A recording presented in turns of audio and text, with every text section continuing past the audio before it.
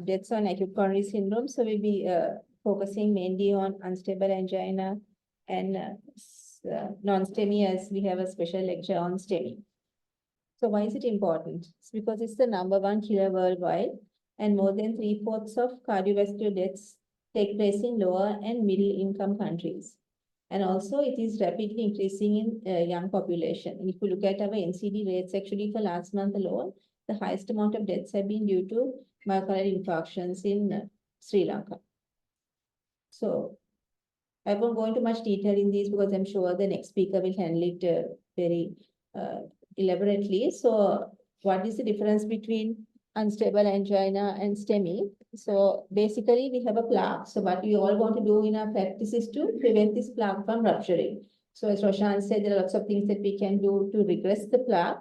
But what we really want to do also is to stabilize the plaque and prevent it from rupturing. So because if this plaque ruptures, then you get platelets forming and fibrin, and thereafter you can have an occlusive thrombus. So the moment you get an occlusive thrombus, you will call it a ST elevation MI.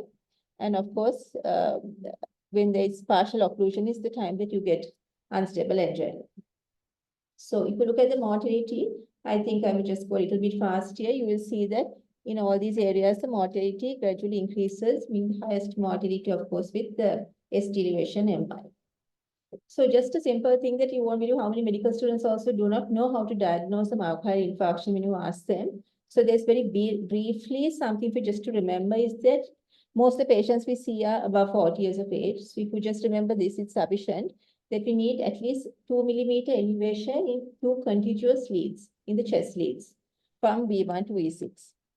And of course, otherwise you can consider 1 millimeter leads elevation in all the other leads, such as the limb leads. In inferior MI, you can consider to do a V4R or a V3R if you need to exclude a right ventricular infarction. That's also an important thing for you to remember because these changes are very transient. So if you see ST elevations in 2, 3 AVF, before the ECG technician leaves the hall, please make sure that you have done a V4R to exclude a right ventricular infarction if possible. So these are diagnoses actually depends basically a lot on your history and your ECG, and then you'll be doing the troponin before you come to a diagnosis. So if you look at the spectrum, there has been a lot of change. We have had guidelines in 2017, 2020, and now we have the new 2023 guidelines that we have incorporated unstable angina and non-STEMI into almost a single entity. So remember that you can always have atypical presentations of ECG. So you can get a non-diagnostic ECG, the initial ECG without ST elevation or hyperacute inverse waves, but clinically suspicious. If you're clinically suspicious, please do a repeat ECG. This very often happens in occluded LCX and acute occlusion of vein grafts, and of course in left vein as well, where you may have very minimal ECG changes. So just remember that occluded LCX as well as left vein can actually have very minimal ECG changes. This is why we consider the history very important. So if you think history is suspicious, please make sure you do a repeat ECG. Now, this is the atypical presentation of ECG, and you can see that there are extensive ST depressions in these lateral leads. But if you look carefully, this patient also has ST elevation in AVR. So always remember that if you get this triad, you should seriously think of either a multivessel ischemia or the patient could possibly have a left main coronary artery obstruction. Because actually when you see this ECG, most of us say, this is a non-STEMI, nothing to be very serious about. But this can be actually the worst scenario where this patient can have a cardiac arrest because he has actually got an occlusion in his left main. So patients with acute chest discomfort but no persistent ST elevation are what we call non-ST elevation acute coronary syndromes. So these ECGs can be transient ECG changes. You can get persistent ST segment depression. You can get a T wave inversion, a flat T wave, or you can even have just a normal ECG. So just to make this interesting, I'm just going to go through a few cases. Otherwise, I'm sure half of you are going to fall asleep or end up being too confused. So the first case. So we get a 46, a very common case scenario. We have a 46-year-old male who presents with retrosternal chest pain. his ECG has a right bundle branch block. You do a standard troponin and it's normal. So now I'm asking you a question, is this acute coronary syndrome or are you going to just send him off home? Are you happy? Or what is going to be your next investigation? So remember, this patient actually had a history suggestive of ischemic chest pain. The ECG has right bundle, you have done a normal troponin and that says it's just normal, your standard troponin test. So our next investigation. So first is you need to know how to interpret a right bundle branch block. So in a right bundle branch block, if you get ST depression in leads 1, AVL, V5, V6, you should consider a non-STEMI.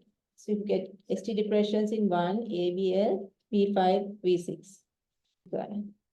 Some of my animations actually not working, but the next investigation you should do in this patient is you should try for a high sensitive troponin because it was your standard troponin that is negative. I'm sorry, the animations don't seem to be working.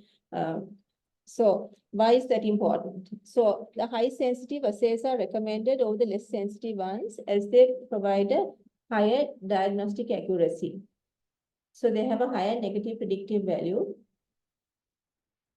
and they will reduce they will result in 20% relative increase in detection of myocardial infarction. What is important for you to know here is that you should know the reference ranges for your particular. These are the reference ranges for Colombo South Teaching Hospital. So it's for males, it's 0.034 and females 0.016. But this reference range will change from kit to kit as well and from hospital to hospital. So you should know the levels that is there for your hospital. Just to show you how our high sensitive assay has changed. If you look at the conventional assay, all these people would be positive.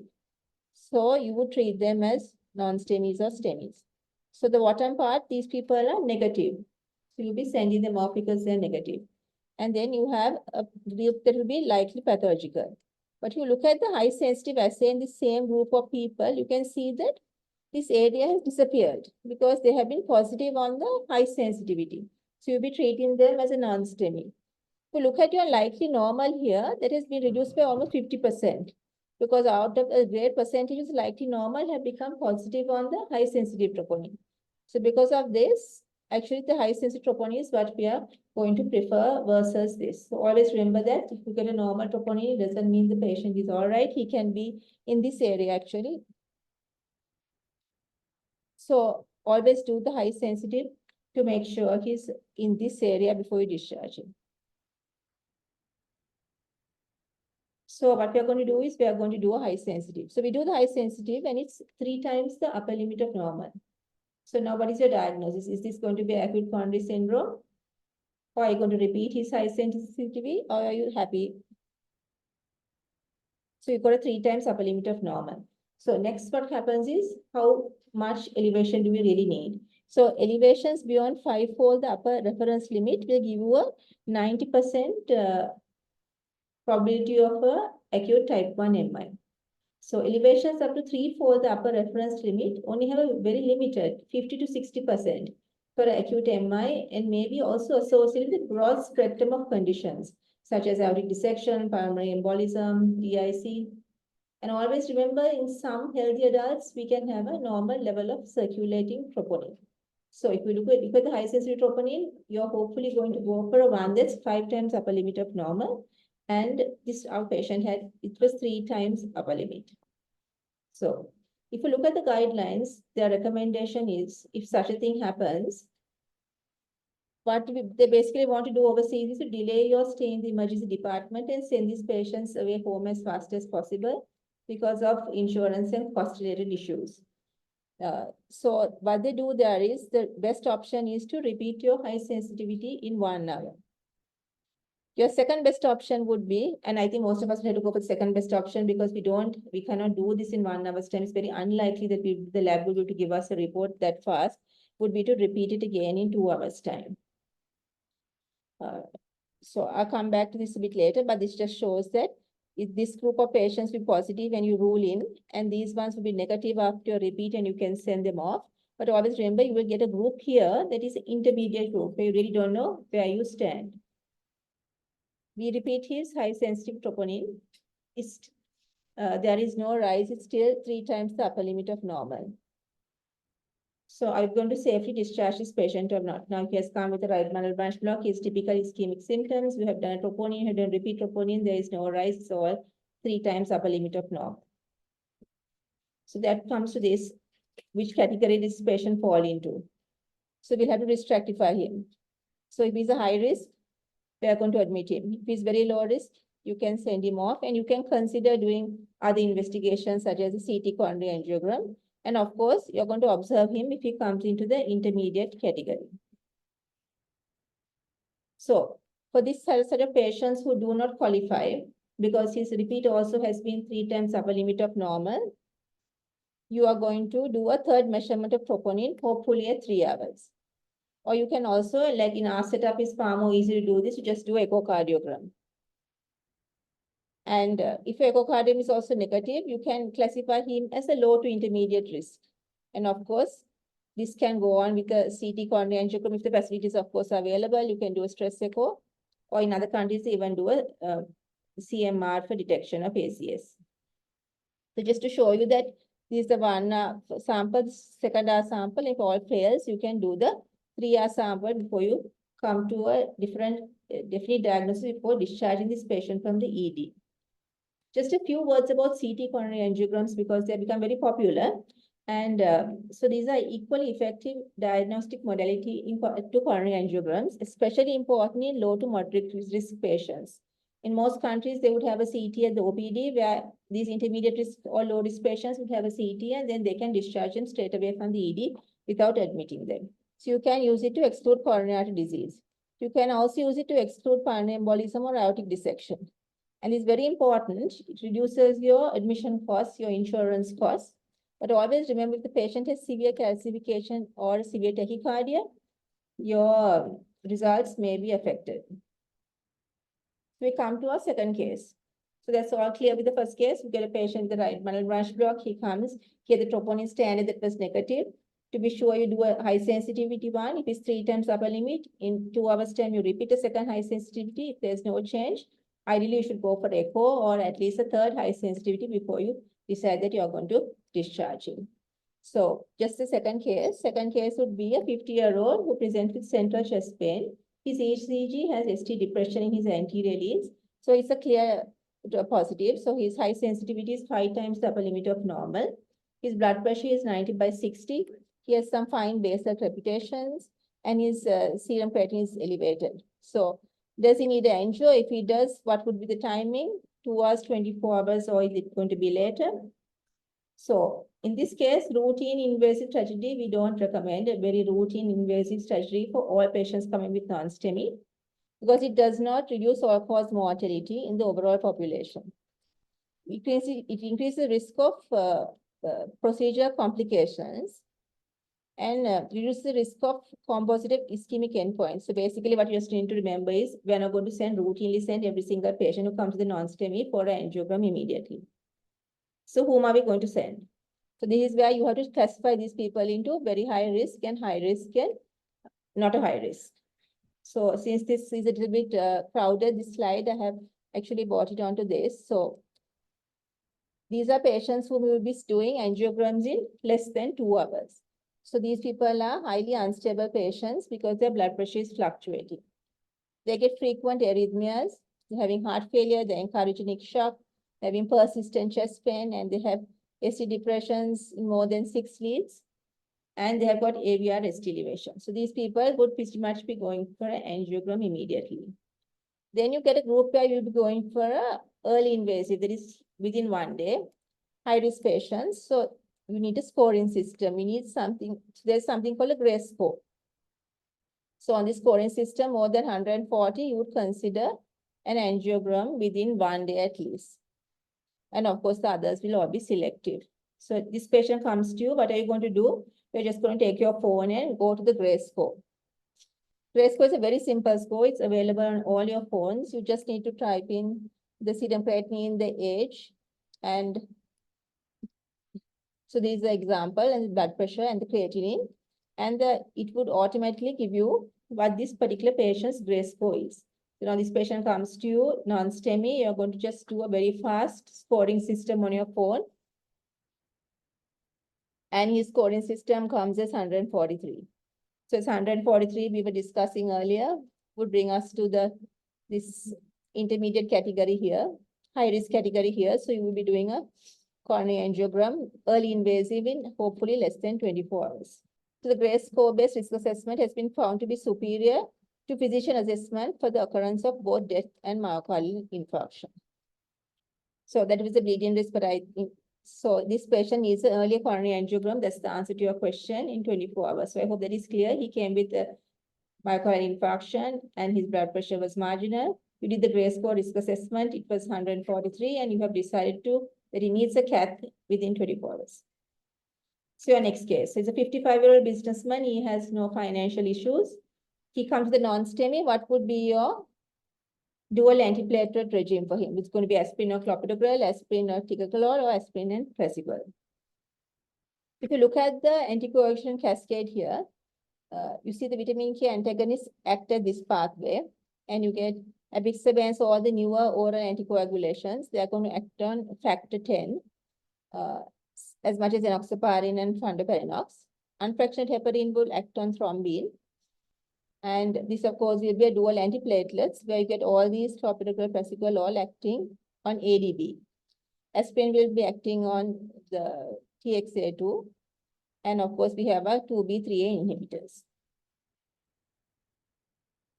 So aspirin is recommended for all our patients without any contraindications. And of course, we'll be giving a P2 by 12 receptor inhibitor in addition to aspirin and maintain it over 12 months unless there are no contraindications. And prasugrel is actually what we'll be thinking about now for non-STEMI patients because they have done best in the trials. Remember, you're going to get 60 milligram loading dose and after 10 milligram or 5 milligram if the patient's body weight is below 60. And ticagrelor, irrespective, their loading dose will be 180 and 90. And of course, clopidogrel. So prasugrel should be considered in preference to ticagrelor for non-STEMI, and that's now a class 2A recommendation. So the drug of choice in non-STEMI, our trial benefit has shown to be with prasugrel. So if you have a lot of clots, you can use 2B3A as a bailout. But in our trial evidence so far, we have evidence for prasugrel. So these are once again the doses. So it's a patient, and you'll be giving him aspirin and clopidogrel. Because the trial that actually proved that was the ISA REACT 5 trial. So if prasugrel is available in the hospital, you'll be using it. The next case is a 44-year-old who came with peripheral vascular disease, the non-STEMI, and he underwent PCI to all 3 vessels. So next question is, how long are you going to give him dual antiplatelets? Is it going to be 12 months? Or is it going to be more than 12 months? So remember, this is what your default strategy is. It's always, we generally do dual antiplatelet for 12 months. After that, we do single antiplatelet. And that's a class 1 recommendation. So whom will you be using extensive dual antiplatelets? So you can use this in moderate to high risk of ischemic events without increased risk of major life-threatening bleeding. So the other patients. So we have patients whom you have done complicated stenting and you suspect complex coronary disease and they have got one of these criteria, even diabetes and recurrent MI. So in these patients, according to the operator's discretion, you can continue dual antiplatelets for more than 12 months. I'm just saying this because sometimes we just omit the dual antiplatelets and think, oh, why have these people been on it for more than 12 months? But always remember, go back to the card and see whether this patient has had at least 3 stents implanted. At least 3 lesions have been treated and whether these stents have been overlapping. If we have more than 60 millimeters of overlapping stents, definitely there is indication in ACS to continue our dual antiplatelets for more than 12 months. Because even I'm guilty of this offense actually. You see that patients have been on dual antiplatelets for more than 12 months. We just go ahead and say, oh, we can just omit it without actually having a look at the card and seen whether actually this patient has had a very complex intervention such as Lechman bifurcation, chronic total occlusion, and more than that, whether they have had a lot of overlapping stents. So in those indications, definitely we would like to continue these patients for more than 12 months. So these are patients who are going to have high bleeding risk. What do you do if your patient has a high bleeding risk? So if the high bleeding risk, ideally we would give only 1 month of dual antiplatelets. And then after that, you can continue with either ticagrelor, prasugrel, or aspirin, one of the two. So I think I'm going to not talk about in event of time, we have to go over these slides. So just once again, just to remember this, if you just remember this, the patient has a very high bleeding risk. There are those patients, you will be giving them dual antiplatelets for just 1 month. And after that, you can continue. The bleeding risk is high, but not extremely high. You can continue it for 3 months. So there are risk scores where you can assess this. Once again, you will getting high, very high. Just remember that if the risk bleeding is high, try and not do dual antiplatelets more than 3 months. That's all you need to remember. So we got this patient we're discussing. So he has a high thrombotic risk. He has diabetes, he has peripheral vascular disease, he has 3 stents. So we are going to continue his dual antiplatelets for more than 12 months. So what about the patient with atrial fibrillation? What's the place for oral anticoagulation and dual antiplatelets? So in patients with mechanical prosthetic valves and moderate severe mitral stenosis, without prosthetic valves, then you can NOACs over VKA in terms of safety as a lower bleeding risk. Dual antiplatelets with a NOAC, this is a newer oral anticoagulant, so the recommended dose for stroke prevention, and a single antiplatelet, preferably propagulis, shows it. This is very confusing. I think I will just show you the chart. It will make it very easy. So here we have patients who have undergone PCI, who have got atrial fibrillation. So these patients, you can give them triple therapy for 1 week. And if they have a high bleeding risk, you will stop at 1 week and you will continue a NOAC. That's the newer oral anticoagulants and a single antiplatelet for 6 months. Thereafter, you will give a NOAC alone. Is that clear? So if patients have high bleeding risk, you give them only for 1 week triple therapy, dual therapy for another 6 months, and after 6 months, you will give them only on NOAC. Your default strategy, that is, if the patient has no high bleeding risk, you will just continue the dual therapy with a NOAC and a single antiplatelet agent for 12 months. So triple therapy 1 week. After that, the anticoagulant plus a single antiplatelet agent for 12 months. And after that, remember, you can remove the aspirin as well. These patients would only be on whatever NOAC that you are choosing to put them on. So always remember long-term management also, such as lipid-lowering drugs, ACE inhibitors, lifestyle modifications, smoking cessation. And I think Roshan did this, so I will just say it again. Always reiterate these patients to have healthy diets, avoid smoking, maintain their healthy body weight. And always try and keep to your targets. Just don't say, patients always say, I take my pressure tablets, I take my cholesterol tablets, but just make sure that you are target oriented. The blood pressures are less than 130/80. The LDLs are below 55. And your HbA1cs are below 7. Just a few words about new study that came. It's a polypill study that contained aspirin, ramipril, and atorvastatin.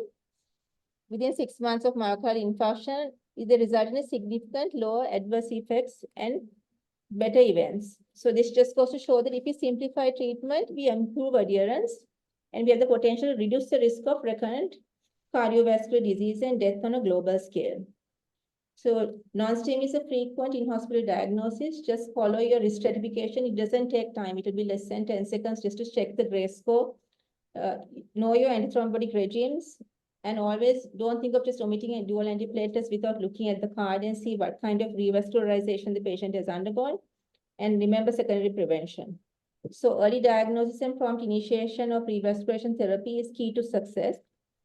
Reperfusion delays should be minimized by educating patient populations, such as things that we can do and improve KINA EDs.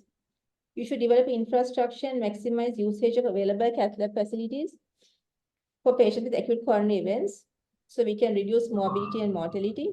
And most important, I think, we should educate our children from early days to a healthy lifestyle, which Roshan has actually reiterated would be the only long-lasting solution for this ever-increasing but preventable disease. Thank you.